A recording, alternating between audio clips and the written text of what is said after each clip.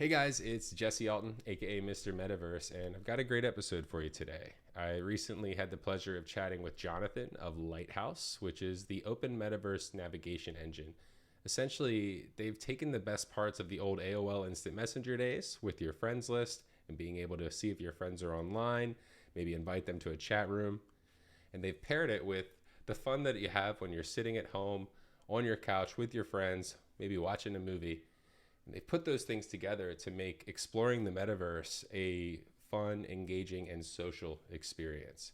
I really enjoyed my conversation with Jonathan, and I hope that you enjoy it as well. And I think that Lighthouse is a true testament to why you should care about interoperability and its place in the metaverse.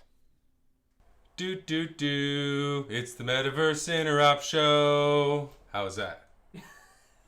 Cool. Okay. Well, welcome, Jonathan. Thank you so much for coming on my show today. I'm a big fan of Lighthouse World, and I am excited that you get to be one of the first interviews that I'm conducting. At least you're at least in the first five. So Yeah, that's privilege for us. So thanks so much, man. absolutely. So I guess without further ado, I know time is of the essence. You're running a startup. I'm running a startup. We've got a lot of things obviously on our plate, but yeah, I do have some questions that I prepared for you. It's almost uncharacteristic of me. Normally, I just kind of go with it, but again, with us both having such crazy schedules, I wanted to come prepared. So I hope that's all right. That's perfect. I appreciate it. Yeah, absolutely. So I guess first things first, could you tell us a little bit about Lighthouse World and kind of how it fits into the overall metaverse ecosystem? Yeah. So basically, the idea generated back in 2021, end of the year. I was back then. I used to be a VC, a crypto VC, and then I became an entrepreneur in residence at a fund called White Star Capital. And I was thinking about a lot of things metaverse related. I used to invest in the gaming space, mostly, and worked a lot in that field. And one thing that we saw was just the growth in fragmentation in content across both the web and even across games. So most games were becoming UGC. You had tons of games that were coming to market, and we just felt this fragmentation would mean that it would be harder for people to know what to play, where to go, and also find their friends. You just have, instead of having three games or three worlds that you're kind of looking at, there's actually 100 of them, and all of them are changing all the time because they're built by users. And so seeing that, we thought, well, it could make sense to build a search engine dedicated for that. And the first vision of the idea was, hey, wouldn't it be cool if you could build like a Google Maps of the metaverse, just like one place where you can search for, where's a digital fashion store, and then you find them all. And so this is how it started. And I think it evolved to become a little bit more than that, in that it's not really the search for places or even experiences that we see as the main driver of kind of usage, but it's really the search for friends. So people have their friends on Lighthouse and they just want to log in and say, hey, where's Jesse hanging out right now? And then they jump and they go meet him. So I think it's almost like, MSN back in the days when you used to open it, you had all your friends logged in and you just like talk to one. It does feel a little bit like that when I log in. So it's a search engine that aggregates.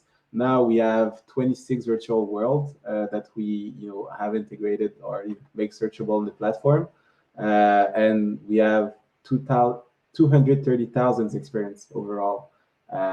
We are on to 7,000 monthly active users, so it's still relatively small, but in 3 months it's not bad. It's growing, and yeah, that's pretty much it. So kind of aggregator, I would say, of all these spaces. Yeah, it's fantastic. I'd say those are fantastic numbers over the course of the last 3 months. I mean, I think one of the largest problems that we're starting to see, it comes in waves, and it is an inevitable problem without interoperability, and that is the empty world problem, right? Like you can build the best metaverse experience. You can choose a platform that has a ton of users already, but it doesn't guarantee that people are actually going to come and show up. And making these experiences discoverable and social at that is absolutely what I think the metaverse needs. So again, this is a big reason why I'm such a fan of your guys' product and your team. How would you say, like, how are you aggregating metaverse experiences, and what do you think sets you apart from kind of the other novel metaverse approaches that some startups are taking? Yeah. So I guess I just want to answer one of the comments you made before because I think it's super accurate. One of the things we see with virtual worlds is that their user base is super event driven. I think we have the Metaverse Fashion Week coming up this week in DCL. There's going to be like 100K people, 200K people coming, and how many of them are going to stay afterward?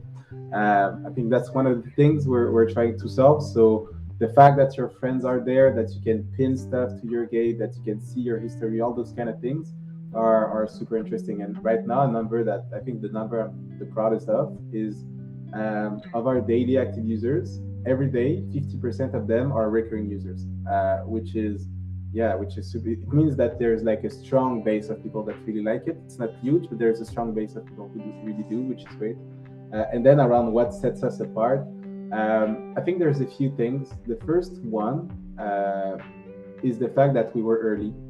So we were among, the early ones. Maybe there's people that were earlier than us that I'm not aware of, but to my knowledge, I don't think there's really anyone who made that effort of going talk to the world and trying to have them, partner with them to integrate data, just to make it searchable. So for now, the approach is super, I guess, case by case specific per world. What I mean by that is we have an API ourselves, which we basically propose to world. Hey, if you want to use our API, this is the easiest way. So you can just use it to send us basically information around the experiences, events, the images that goes with that. And then some worlds do that. And then we have another approach, which is using world's existing APIs if they do, which is the case for DCL, for example. It's super open. So we use that. Then there's a bunch of on-chain information that we fetch as well. So that's, I guess the sandbox is a good example of that. There's tons of information on-chain. We use the graph to index that. And then there's one or two where we're trying to stay on top with one. I think we're like scraping a little bit their website, which they're aware of. So I think it's an easier way for them, so they don't have to use like the API. And then there's another one. So every time there's like a very interesting experience in a world that we don't index. For example, there's like a store made by Puma, which is super nice, but it's not in the new world. But this is something we want to see show on the platform. So this will just like add it manually. But at this stage, I would say 99% of our experiences on the portal, they come from APIs. They're refreshed automatically. So that's great. And yeah, that's pretty much it. I think the differentiator is really the fact that we were early. We tried to make the world's life as easy as possible. We're, helping driving traffic to them. But to be frank, I don't think there's I wouldn't want us to be the only one kind of doing that. If it brings traffic to world, and if others want to do it, and they have a differentiated approach, I don't think providing access to experiences, just like a browser shouldn't have like exclusivity on the amount of web page they can display to you. Browsers win because they make better recommendations, because they're easier to use, not because they have access to an exclusive type of supply. So I think for us, that's how I see it. I wouldn't want us to be unique in the supply that we offer as much as I would like us to just offer like the best navigation experience. That's a really great stance to have. I mean, overall, you embody a sense of maturity, metaverse maturity, that I think even a lot of the biggest companies are still struggling to get to that part. You mentioned that you were early, right? I think there's something that you clearly know, that I know a lot of other startup founders kind of have a tough time really accepting, is that being the first is not a value prop, right? Like you have to constantly be delivering value. And so you see a lot of folks say, we're the first, blah, blah, blah, right? And it's like, wow, you're really missing out on delivering the message about all the other things that your product or platform does. The second part that these theoretical entrepreneurs do wrong, that I think you do right, is they get fiercely defensive, or almost like defensive is the best word, about their idea, and the very concept of somebody else having a similar business model. It stresses them out, right? When really there's no one person that's going to have interoperable inventory. There's no one person that's going to make interoperable avatars. Ready Player Me is a perfect exemplar. There should be 9 more copycats emerging in the next year or two, because that's a business model that works and interoperability works. So again, just hats off to you, because it's so refreshing hearing you speak in that way. Can you, I guess, let's see, what's a good one from the list here? So with so many different metaverse platforms emerging, let's go with one of my favorites, right? How do you see interoperability playing a role in the metaverse?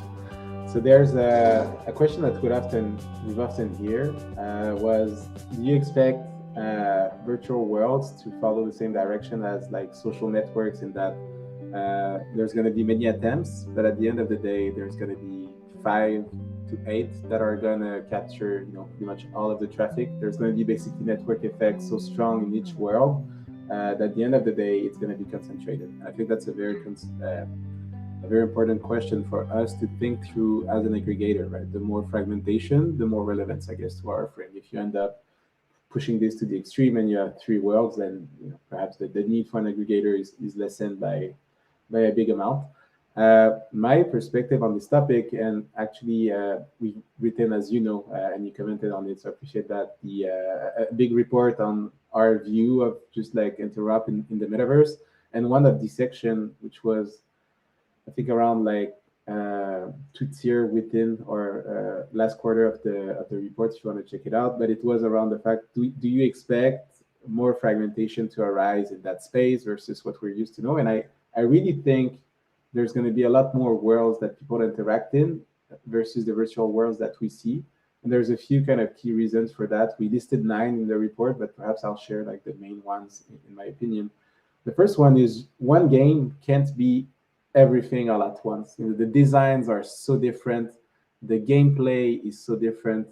The storyline, the economics of it, they're just a social media platform. It's very alike the user experience that you get when you're on Twitter or Facebook or even Instagram, mobile or desktop. But when you're in the world, if you're inside Fortnite or inside Roblox, those are 2 drastically different things, and they couldn't be the same at once.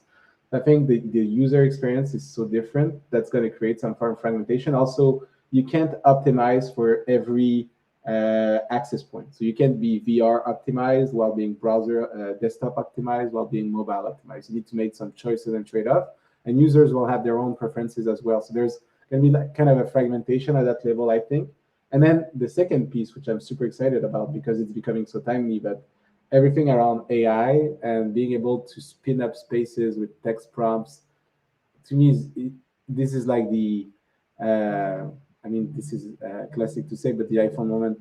Everyone is now empowered to be a quality creator super easily. I was poor at taking photographs. Now I have an iPhone. I can take like night photographs, so I take them all the time. If I can, wake up and just put up a prompt that's basically the dream I just had tonight because I want to show it to my girlfriend, that's sick. I'm gonna do it, and then this is not hard to do. I mean, since ChatGPT kind of launched, you had maybe 3 virtual worlds that I'm aware of, at least, that in a few weeks spinned up MVP, where you can basically give prompts and have like worlds built. I think Hyperfy on Cyber, they've done stuff like that. I'm sure Webverse is kind of experimenting with that as well. And it's going to keep on accelerating. So now everyone can become a content creator across the web.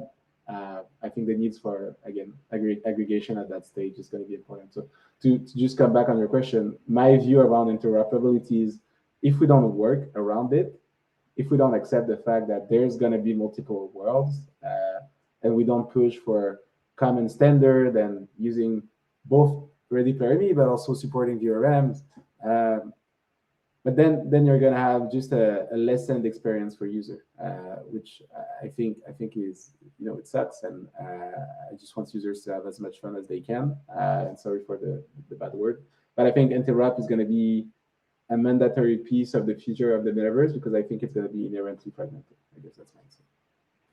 Yeah, that's great.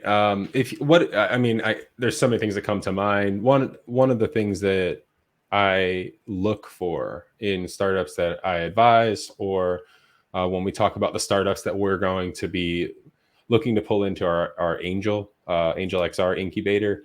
I love the concept of this brute force interop, right? It's this interoperability with or without like consent, which isn't really the best way to put it, but essentially, like, if you opt in and all use the same file format, that's amazing. That's going to really simplify our lives. You're seeing people get really excited right now about Fortnite, about being able to pull in your avatar spaces that we've been using in web-based XR experiences. And so interoperability is starting to click. There's more and more value propositions that are building on top of it, and that's been fantastic to witness. But the other side of it is this brute force, right? This like, whether or not you use the same file formats, like if there's a link to your website, at very least, I have a website, XR Showcase. I put it up maybe 3 years ago, and it was kind of meant to do what you guys have done way better.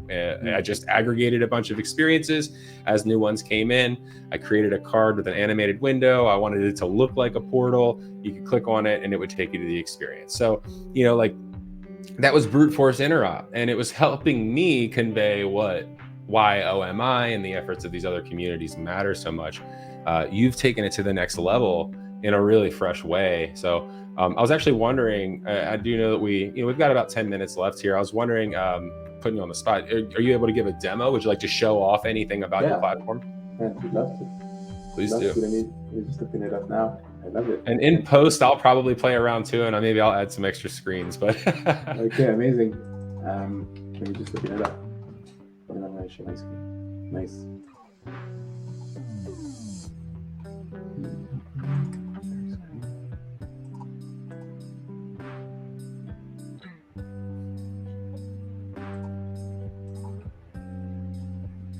Let me know if you can see. There it is. We got it. Nice, cool. All right, so that's the page when you're signed in. So this is my gate, for example, my friends, my name, pins, places that I like. And then she built a few things. Perhaps let's check out Ira. Those are her pins, stuff that she built across worlds are kind of listed below. The events that she created a few. Yeah. Okay, cool. So that's a gate. I guess that's the atomic unit of like the portal. It's people can create profiles, and those are their profiles. Then when you arrive at the landing page on Lighthouse, basically now we've kind of advertising Metaverse Fashion Week. It's coming up next week, so anyone listening to this, you should definitely check it out. It's going to be shared. The first year where it's going to be cross-world. So it's going to be spatial, OVR, and TCL, obviously. So again, a move towards more interrupt. So we have some details if you want to click. But basically, one thing that we did, for example, is last year when you went to Metaverse Fashion Week, you just had a good time, and then it was over, and then you had no clue who you met, where you went, what was nice or what was not nice. So one thing we created this year is this Metaverse Fashion Week attendee tool, where you can basically mark yourself as an attendee, and then people can follow other attendees that have created profiles. And then once so she's going to be there, he's going to be there, she's going to be there. And so once you follow them, they become part of your friends or your follower list here. And what's cool is after the event, you can actually go back and check out, hey, this is a person I met. Now I'm friend with them. And obviously as the portal keeps on evolving and we have stuff like a feed and stuff like that, it becomes a little bit more social. The need and the desire to see what's up is kind of increasing. So now, for example, there's people I have followed, and they followed me back. They come up in my friends side panel. So as you can see, I have 51 friends. Right now, there's a few logged in. So one is TCL, CK. She's they're working on her Metaverse Fashion Week experience, I'm pretty sure. And then there's a few in spatial. So it seems like there's perhaps a cheating going on because those are my 3 of my friends at the same spot. So if I used to click on that, I click, and then I'll be kind of teleported to her. Right in our world. So that's the cool thing. Notification, we just unrolled that, so that's cool. People adding new spots, some of your friends, if they jumped, if someone followed me, I could follow them back. Stuff that I've liked, events that I've marked myself interested in, and jump history is kind of cool. So where have you jumped in the past? One of the new things we also unveiled very recently is the concept of open invites. Which no one has done yet. I don't think we've marketed it super well at this stage. But basically, an open invite is if you want everyone across the portal to be able to find you, you just want to chill with anyone, you could basically mark yourself as open for an open invite. And then you'll have like people you don't know here that you can jump to. So for now, if you're in a world and you don't want to share your position, you just start sharing it. If you want to share with your friends, which is kind of the default that everyone is doing, this is how it's looking. But yeah, we just wanted people give the option to people to really easily control how much they're sharing or not with like everyone else. So just opening this up so you can see like, yeah, so share with friends, with all Lighthouse users, with friends and followers. So this is how it looks. You have a live location link at all times. So if you want to basically go on for like 2 hours on the tour, you just don't know where, you can kind of click that, and when people are going to share it, there's like an URL that's specific to them. And that's pretty much it at this stage. I can give some information on what's coming if you want, but that's how the portal looks. I'll open it up for you if you have any questions as well. I mean, yeah, this is stunning. You've done a really good job. Your innovation stack, to quote one of the books that I like to reference, is really fresh. You've chosen, there's pieces of the metaverse, right? I mentioned inventory a lot. Somebody is going to make a lot of money when they make the interoperable inventory system that developers actually want to use, right? Like this, what you've done between this concept of friends list, what we would call friends list, and MI and search and browsing of these experiences is just such a great mashup. I want to explore the world with my friends. So I'd love to hear about some of the upcoming features, and then maybe you can show me one of your favorite recent experiences. Nice. Okay, perfect, amazing. So a few things I'm super excited about when we're talking about like what's next. The first one is continuous improvement, I guess, and allowing people to create groups. And so once you have groups native to the platform, then you can have people making recurring events for these specific groups. You can have the capacity to distribute bulk rewards to people attending a specific event from a given group. Even from us, from like a go-to-market perspective, once we have groups, we can start to go and go, NFT communities by NFT communities, saying, hey guys, do you want to join like the Bored Ape group, whatever. So that's one thing that's on the roadmap. So it's coming. One thing I'm super excited about is, so from my own personal observation, like one of the main activity of the metaverse, or that metaverse users do, is actually take selfies in the world. And those selfies are those small clips. If they want to do like reels type of things, they always get lost. Some on Twitter, and then it disappear, or Instagram or whatever. So one thing we want to do is enable people to take those moments, those captures. Probably going to be like through the extension, add some filters to them as well, but also tag other users. So then we start to have like contents that moves, across users and that lives on Lighthouse. You can create perhaps stories. So I think that notion of being able to tag and not lost metaverse memories is going to add a lot of values to people, because everyone's taking selfies, they're just losing them. So I think that's interesting. As a creator of space, I would be stoked to see people tag me as they are enjoying my build to live their own experience. I mean, that's great. Now I'm building something, I have no idea who's using it, what's happening, but then I can see there's actually 20 people having an amazing time in this space that I have built. I think just great for everyone. Everyone's going to take get so much fun from this. So that's exciting to me. And yeah, perhaps maybe kind of wrapping it up. My favorite spot, I guess I can show you two.